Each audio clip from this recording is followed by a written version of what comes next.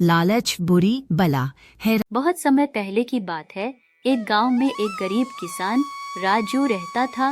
राजू के पास खेती के लिए थोड़ी सी जमीन और एक बूढ़ा बैल था। अपनी मेहनत से ही वह अपने परिवार का पोषण करता था। एक दिन जब वह खेत में काम कर रहा था, अचानक उसे जमीन में से कुछ चमकता हुआ दिखाई दिया। उसने वहां खुदाई की तो उसे पुराना घड़ा मिला। घड़ा खोलते ही उसकी आंखें चमक उठी, क्योंकि वह सोने के सिक्कों से भरा हुआ था। राजू बेहद खुश हुआ और सोचने लगा, अब मेरे सारे दुख दर्द खत्म हो जाएंगे। मैं इस धन से अपने परिवार की सभी इच्छाएं पूरी कर सकता हूँ। लेकिन साथ ही उसके मन में लालच भी आ गया। उसने सोचा, यहाँ एक घड़ा मिला है तो और भी मिल सकते हैं। मैं और खुदाई करूँगा, हो सकता है मुझे और धन मिल जाए, हो सकता है मुझे और धन मिल जाए। राजू ने उस घड़े को घर नहीं ले जाकर वहीं छोड़ दिया और खुदाई करने लगा।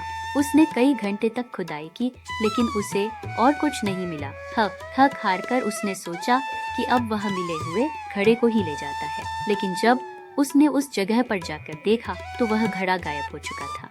वह परेशान हो गया और इधर उधर देखने लगा, लेकिन घड़े का कहीं पता नहीं चला। राजू को समझ में आया कि उसकी लालच के कारण वह पहले से मिला हुआ धन भी खो चुका है। दुखी होकर उसने खुद से कहा, और पहले मैंने लालच नहीं किया होता और पहले मिले धन को ही घर ले जाता तो आज मैं खुश होता। यह घटना राजू के लिए एक सीख बन गई।